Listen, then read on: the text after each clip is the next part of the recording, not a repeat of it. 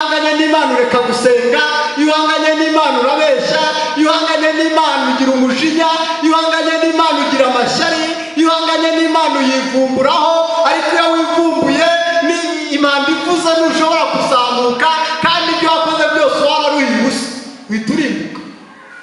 Ihanganye n'Imana yarangije aratekereza.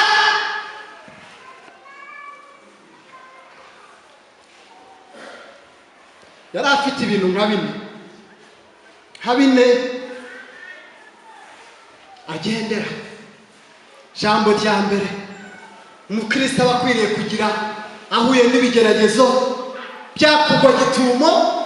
Hari igihe bikugwa gitumo, ariko hari n'igihe biza wari ubizi, warabishuriwe, nibura iyo bije wari ubizi ugira uburyo ubyakira, ariko iyo bikuguye gitumo ni nk'izi kuguye hejuru haba hariho kukurengera.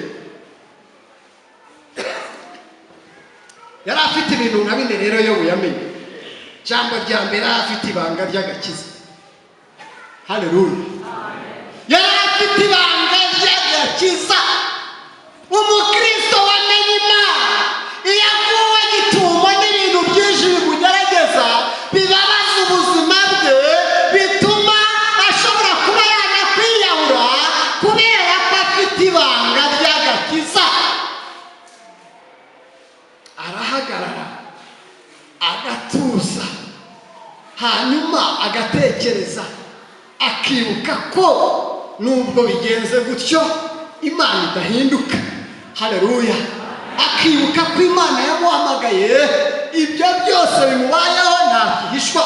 Yobu rero yaratekereje, arangije ngo yibuka ko ibyo byose bimubayeho nta na kimwe yihaye, byose byaturutse ku Uwiteka.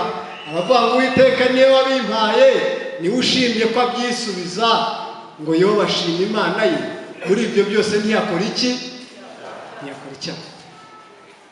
Yari afite ibanga ry'uko muri iyi si atari iwacu, hari ikindi gihugu cy'amasezerano. Burya iyo umuntu atari iwabo ahura n'ibintu byinshi bitandukanye.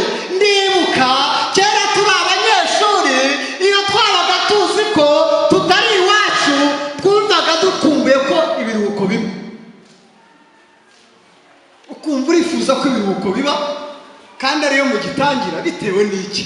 Nuko ubonye ubuzima bwo mu kigo cya segonderi bumeze. Mu gitondo saa 11 baravuza ifirimbi, niho babyuka. Abanyeshuri baza kunyomoza baravuga ifirimbi saa 11, mubyuke ujye muri etide, kandi igitotsi cya saa 11 umubiri uragikura.